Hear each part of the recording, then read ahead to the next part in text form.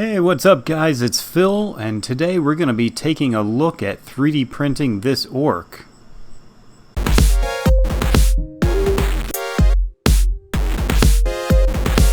So this is an orc that I modeled or sculpted about a few years ago in 3D coat, and I thought it would be fun to print him. I had to make a few small changes to him in order to make him ready for 3D printing. So the first would be that he needed to be all solid, so we couldn't have any holes in him. And the easy way that I check for that in LightWave, it might be different in different programs, but this is how I do it in LightWave, is that I'll come to the selection tab and then come down here to select open edges, and I'll click and it'll take a second. And now I can see there is a selection down here, so I'll just hit Shift A to zoom in on it. And so there is our hole, which I actually set up just for this video. But yeah, so then if I look at the wireframe, I can easily see how I can fix that hole. So I'm just going to select this edge.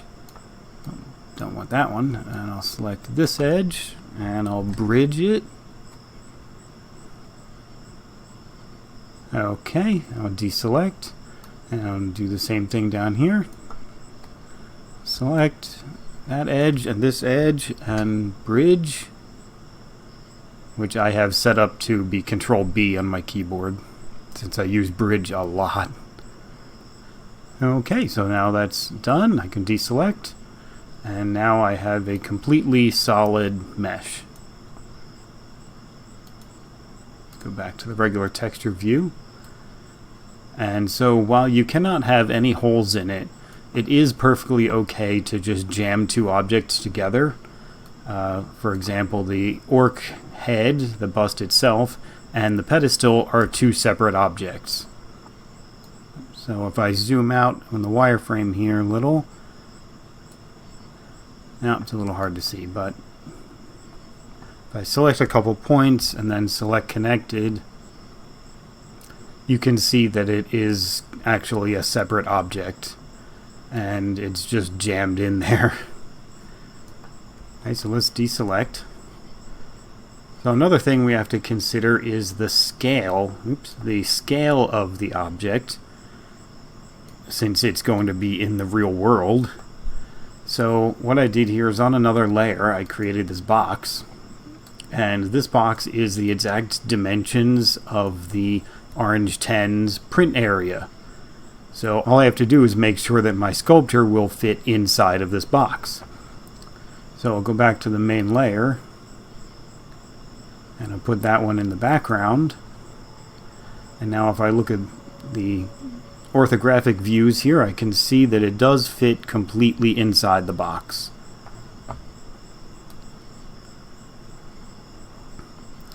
And so that's all there is to it. So I can just delete this object now that I know it fits. And I'll go back to the main object there. And then I can export it. So we'll come up to Save, Export, Export STL. And I've already got this set from my last prints, but we want it to have Z as the up axis, and then down here under export units I can click the little drop down and pick millimeter, and then it's good to go. We'll just hit OK and we'll save. So I'll call this orc print.stl.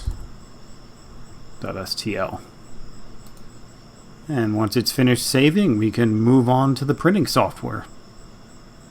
Okay, so here we are in Longerware. This is the software that comes with the Orange 10, Longer 3D, of course.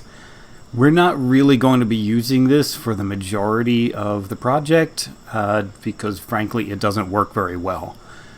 It'll basically get the job done, but it has less options, and the options it has often don't work very well. But I'll show you the basics of how it works. We just click the big plus up here, and we can load our print, or load our model. I'll take a second to pop up. There he is. You can see there he's fitting perfectly inside the box. And we're currently on this mode, which will let you edit the translation of it and moving it around, which we don't need to do since we already positioned it. Then the next step is does a check on the file and make sure there's no holes, no non-manifold polys, no inverted normals. So if there are any, you can just hit fix. And I have never actually needed to use this, so I don't even know if it's any good or not, because I always make my models good before I load them up here. So they always say 0. Next up we have the supports. We can choose the density, a few different settings, the lift distance. I'm just going to lower this to about half, and we'll hit generate, and that will generate some supports for it. Okay, that is finished adding supports. This takes several minutes, and that's one of the problems with the longer wear, is that it takes a long time to add supports. So there they are. Yeah, I'm not crazy with the supports in this. But anyway, let's move on to the slicing. You can normally keep it at 50 microns, micrometers. So let's just hit slice. And it'll take some time again. Oh, and it's done already. So let's scrub through our layers here. So here's another problem. You can see the inside here is that this is all solid, which means you're going to be wasting a lot of resin. So that's the thing, is there's no way of hollowing out your model in this program. That's a major issue with it. So anyway, once you're done there, you just go to the last step, and this is where you save it. Choose type of resin, and this is another problem with it, is that you're supposed to be able to set different recipes or different settings for each type of resin, and it'll be here in the drop down box, but the drop down box won't open. As much as I click on it, it doesn't open. So yeah, I'm not even gonna bother saving it. Let's just move on to better software that is called ChiTuBox. Now you do still have to come back here because this is the only program that can save out the final file, but most of our work will be done in ChiTuBox. Okay, here is ChiTuBox, and this is free software. I'll put a link to it in the description below, and you can download it and install it. And I've already got it set up for the Orange 10, but I'll show you how to set it up yourself. So we'll come over here to Settings, and then up here in the top corner we have Add New Printer. And there's a whole bunch of different printers that come pre-installed here, and it even has pictures of the different ones, but the Orange 10 is not one of them. So we have to pick Default and click OK, and now it's listed as Default 1. We can change the name to Orange 10, and I'll add a 2 because I already have an Orange 10 setting set up. And so then we will press enter there. Let's come over to print, and we're going to set layer height to 0.1, and let's see, we have over here we have import profile, and you'll find this profile in the C drive. Let's come up to C, program files, L longer wear, and config, and Chi2, and then here we'll pick the orange10.cfg. And so it sets up pretty much everything for you. Then we can come up to print. We've already need to reset that back to 0.1. Press enter. And then you don't have to do this, but your resin, if you come over here, and you can choose a few different things, but if you pick the cost of your resin, for example, mine is $40 per liter, then later on it'll actually tell you how much your particular print costs. So we're done with that. We can just close it. And let's load our model. So let's file, open. Okay, and here we'll have our orcprint.stl.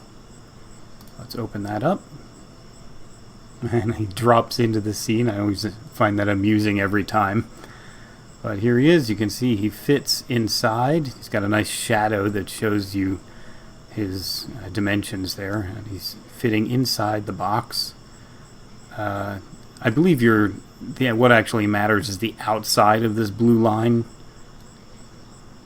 Sometimes I make it a little bit smaller just in case, but I think it's okay like that. Next thing, we can go in and actually hollow him out. There's a button up here called Hollow. Click that, and I usually use 1.2 millimeters. I think that's the default. Just leave everything else the same and hit start.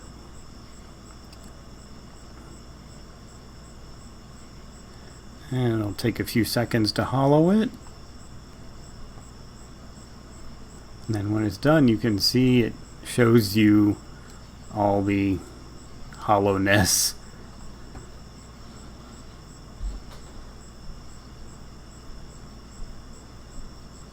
Okay, now that we're done hollowing, we're going to have to add some holes, because otherwise there's no point in it being hollow, so the liquid resin has to be able to escape out of there somehow. So we have this last button is dig hole, and normally I have this set to between 2 and 4 millimeters for the size, and the depth is usually 3 millimeters, but I was already working on this before I started recording, so I know that these work 8 millimeters. So let's add a hole and pop that in there, digs the hole, and there we go. In this case, it doesn't really matter. One really neat feature that surprised me is that it actually takes the plug from that hole and sets it aside here, so it'll also print that. And then, when you're done printing, if you want to, you can take that and glue it back in. So now we're going to have to make another hole, because like I said, it's 2 parts. So I'm going to have to dig a hole on the inside too. Let's get a good angle here. There we go. Now I'm inside. I'll click. This one takes a little bit longer, I think.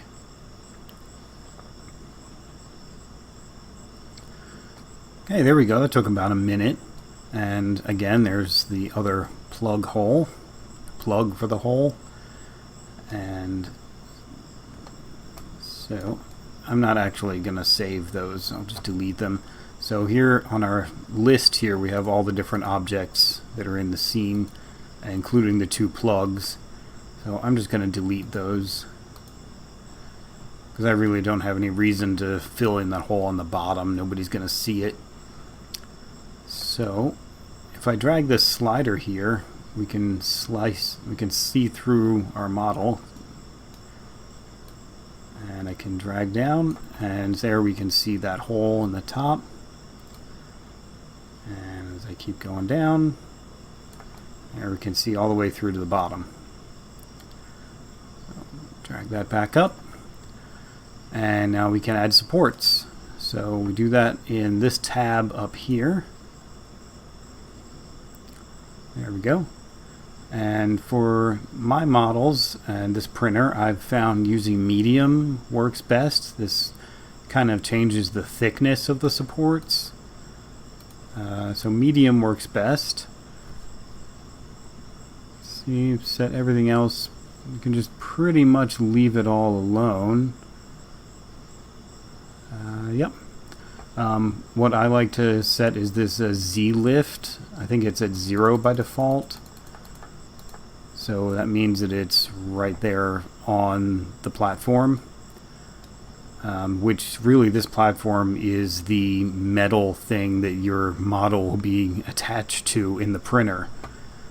So I like to set this a little higher, say 5 millimeters, because I'm going to have to use a tool to get under there and scrape the model off of the metal plate, and having a little extra space makes it easier to scrape it off. So there we go. So if we want to add supports, all we really have to do is hit add all. And this goes pretty quick. It does take longer the denser your model is. Okay, it's done, and that actually took a little bit longer than the longer wear version because it's now hollow, so it's going to be adding supports inside the model as well. It's a little hard to see inside that hole, but if I drag this guy down, you can see all the supports inside there. And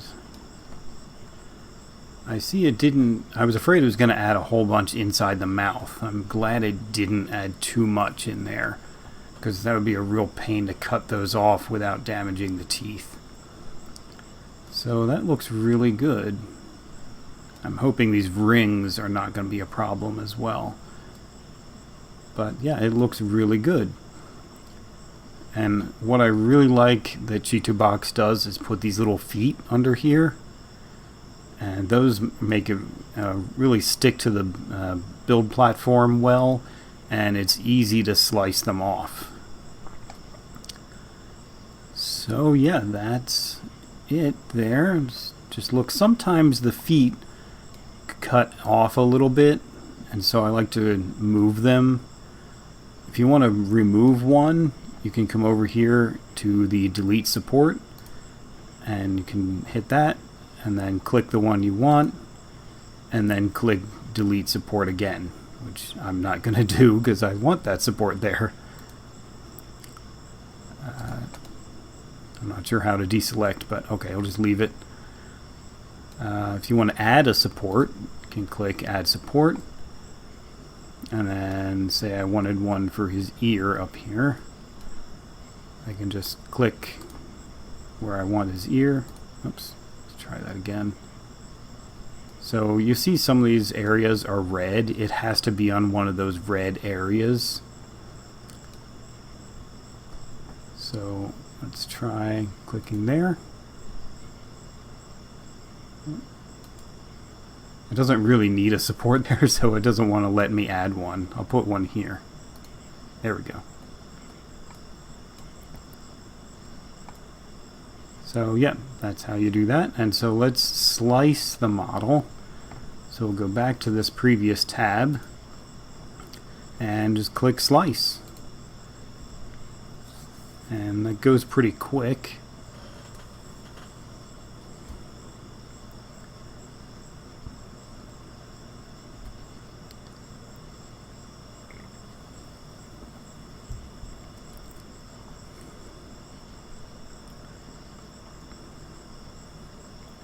And it's done. And so here is the images, the slices. We can pull this down to see them all. And there we go. Including, you can see all these little dots inside are the supports inside the model. So yeah. Okay, now that's done. And so over here we have a little bit of some settings here. The machine is default, so I really should have switched that over to our new setting for the Orange 10. Resin is normal. Volume, weight, it'll tell you how much it'll weigh when it's done. And here's what I was talking about with the price. Now it's telling me it'll cost 75 cents to print this model. And the time, it says 2 hours and 5 minutes, but I find this is not always accurate because I guess the settings are a little bit different once I move it over to longer wear. So that's done. So all we have to do now is save. And I will save it as a zip file. So it'll be _orcprint.zip. And we'll save that. And I'll take a moment to write the file. And once this is done, we unfortunately have to go back to longer wear. Okay, that's done. So let's move back to longer wear. Here we go, and now we're back in longer wear. And so what we're going to do is click this little folder icon up here to load and import the file. And file format is ChiTuBox zip files. Machine type is orange 10. We'll import, and here's our orcprint.zip. Open that up. And so I have, now it'll let you choose the resins.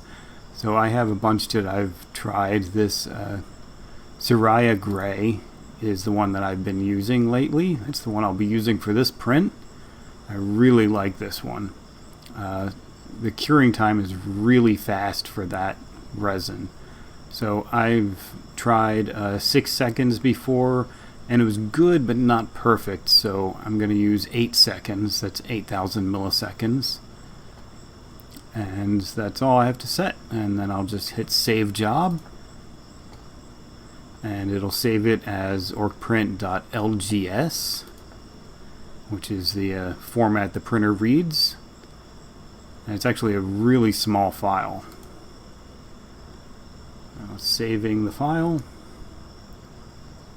Okay, now I'll just copy that to the micro SD card and bring it out to the printer.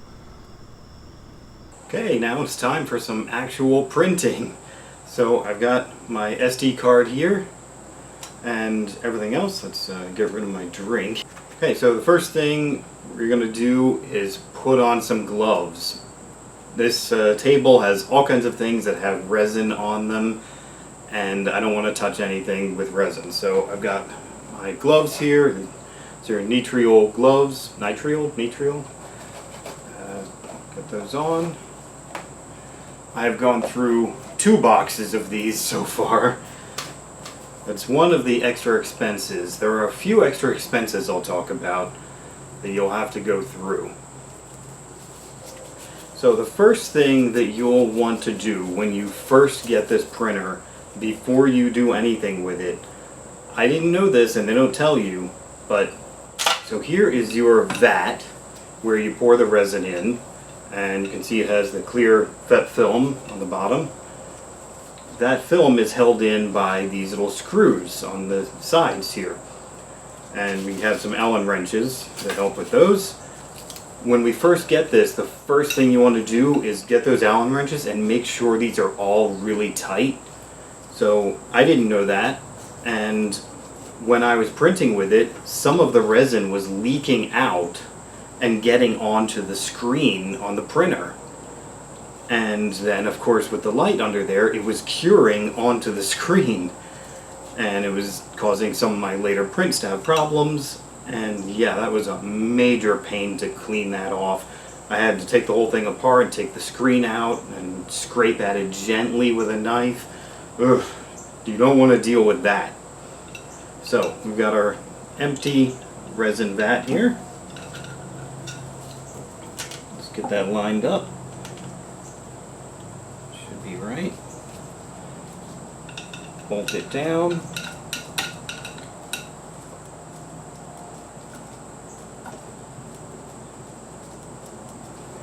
You don't really get a whole lot of finger room in here for twisting these screws. Okay, that is down there, nice and secure. And so now we have the actual build plate. just slide that on, twist the knob, make sure it's nice and tight. And now as for the resin. So the resin that came with it is this little bottle. It's about half the size of other bottles you'll buy. And this worked pretty well, actually.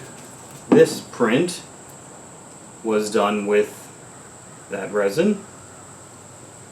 Hopefully you can see that. I've got a closer up shot and I'll edit in, as well as this slightly larger one. Unfortunately, this one had a bit of a problem during printing. That was when I needed to increase the exposure time. So then, when I ran out of that, I moved on to this Anycubic gray, which looks great, but it takes ages. I had to more than double the exposure time. So, I went through that bottle. This is 500 milliliters. It was about $24, I think, and finished that, and I was glad to move on to something faster. This is what I'm using now. It's the Siraya Tech Gray. It's really fast, and it has a little bit of a give to it.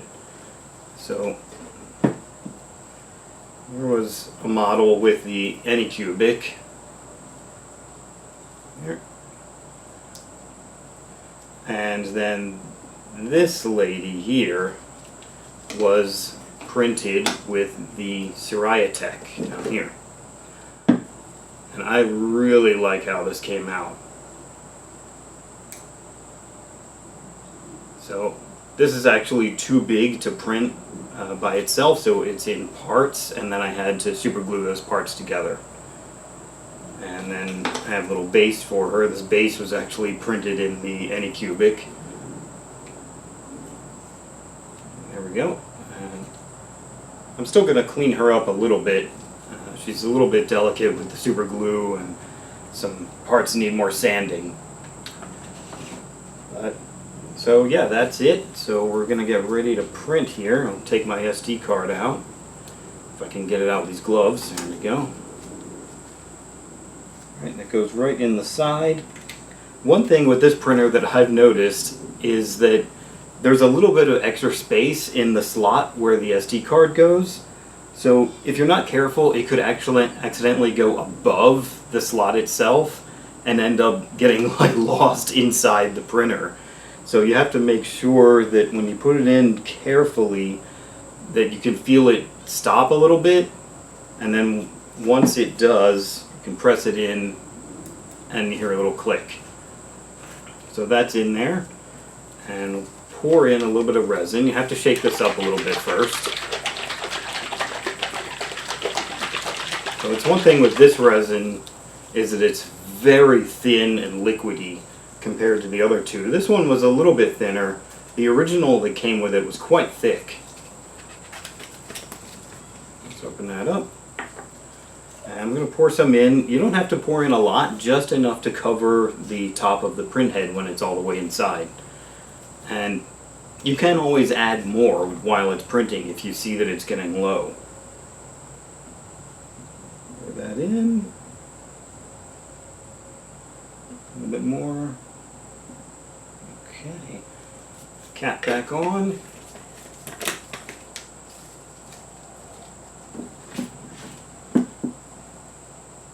Go.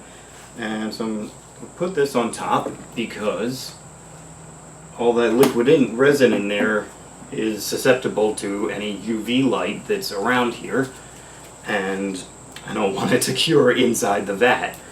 So put that on, and this is a UV barrier, so I can leave that in there for 2 or 3 days without printing or the machine off, as long as this is on top.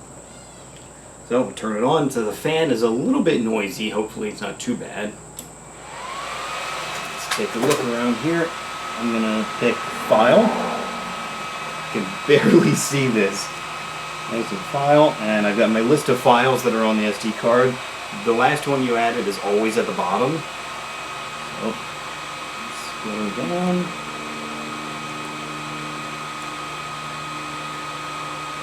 Okay.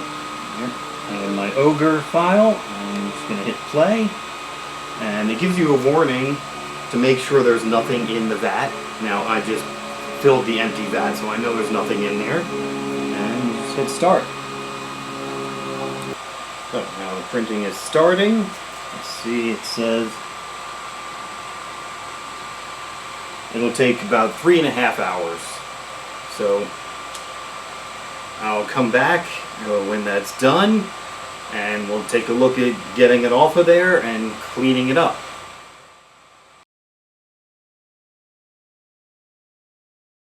While we're waiting for this to finish printing, why not consider liking the video and subscribing to my channel? If you click the bell icon, you'll get notified every time I post up a new video like this. And if you really like these videos and want to help me make more, you can join me on Patreon. There's a link down in the description.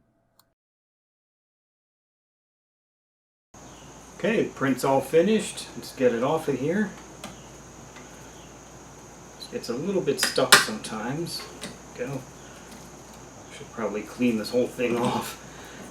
There we go. And I'm just going to tilt it to let any excess resin drip off.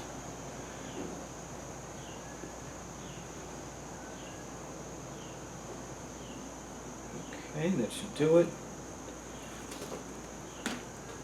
And I've got this container here of alcohol.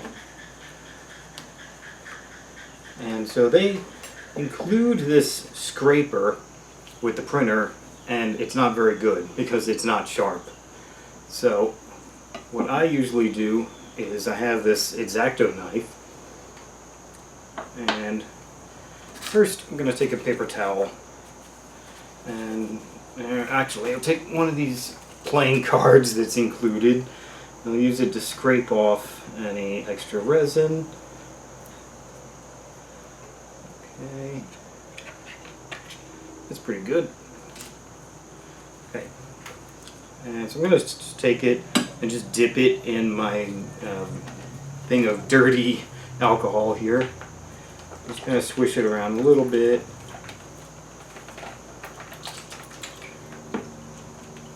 And I'm going to take my X-Acto knife, and I can just kind of get it real flat along the metal, and I'm just going to scrape underneath very gently and wiggle it back and forth. That's one side, and then boom, just slides right off. And that's the thing with this Siraya Tech resin, is that happens. It just comes off really easily. With this Anycubic, I really had to struggle with it to get it off. So we'll set that aside, and we've got this guy in the alcohol here. Set that aside over there, and I'm going to put the lid on and seal that up. And I'm just going to shake it for 2 or 3 minutes, just to clean off any resin that's on there. And then I'll have a second bath of much cleaner alcohol, and I'll run it through that. And then finally, then is when I'll start snipping off all of the little supports and stuff while the resin is still soft. So we'll get on to that in a moment. Okay, I moved out to my driveway now, where I'll so get some fresh air from all this alcohol. They say you should use 99% alcohol, but that's kind of hard to find. My drugstores only had 91%. That seems to be good enough. Okay, get him out of there. Drain any alcohol out of his holes. Okay, give it a little shake. It's looking pretty good. Okay, so, alright, let's get him into the second alcohol bath. Just drop him in there. This one is nice and clean. Okay, I'm going to do the same thing. Give that a shake for 2 or 3 minutes. And then we'll move on to the next step. Okay, we're done shaking that around for a couple minutes, so let's take this off. Drain out the alcohol from the holes. Give them a little shake. And yeah, that is looking real nice. So now that it's still soft, let's try cutting off some of these supports before the final part of the curing. Okay, trying to do this around the camera. We have these little nippers. You can call them flush cutters too. The store where I got them called them nippers. It came from the arts and crafts store in the jewelry making section. You can see they get real flush against things on one end and they're angled. So I'm going to come in here and try to cut off some of these. It's a nice cloudy day today, so I don't really have to worry about the sun curing this while I'm working.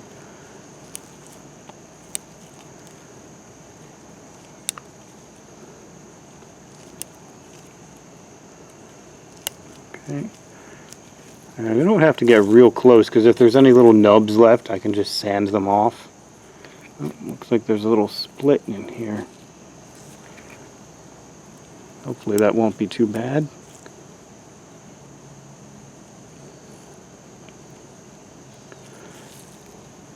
Okay, got the big one. You can see how it's really soft and pliable right now. And you might want to wear some safety glasses while you're doing this, because these little pieces can go flying everywhere. Okay, so I'm going to stop recording while I do this, and I'll be right back when it's done. Okay, there he is. Finally got all those supports off. This one has a few problems. There's a split in there, and one on the other side, and there's a hole in the pedestal. But otherwise, he looks pretty good. So now to finish the curing, I'll take this away.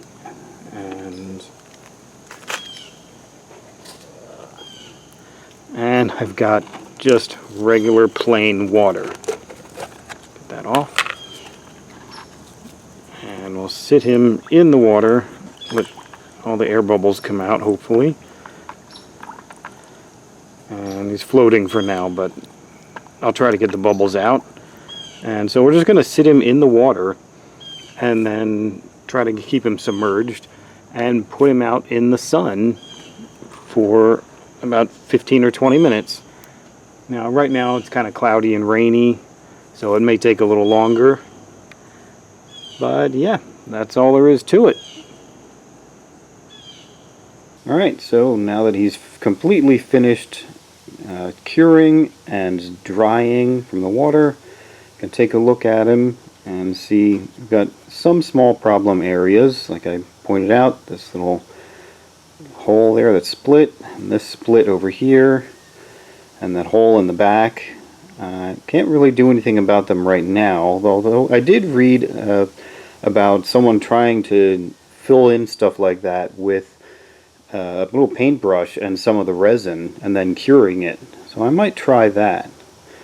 But for now, we can just clear up some of these little nubs that are left over, and can do that with the nippers, some of them, but sometimes if you cut them off, trying to do this around the camera, sometimes if you cut them off it might leave a little divot in there, so rather than doing that, we have some sandpaper, or actually this sanding film. You can get this at hobby shops, comes in different grits, and this is good for getting really big flat areas like that.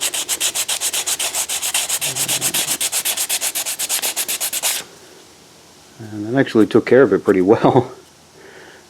Could probably keep going a little further.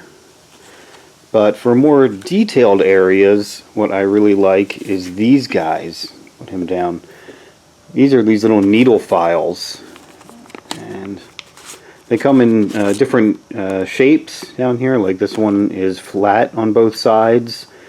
There's another one that I like using down here. This one, I think, is, yeah, it's flat on one side and curved on the other. And so these are really good for getting into the crevices and little fine areas. You can just really get just the nub and not have to worry about getting anything else.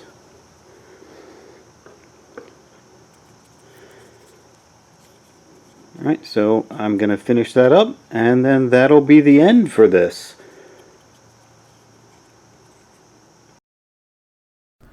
Alright, that's it for printing the orc. I hope you really liked this video. Thank you so much for watching. Please remember to hit that like button and subscribe, and to click that bell icon so you can get notifications of more videos coming up. Thanks again. See you next time.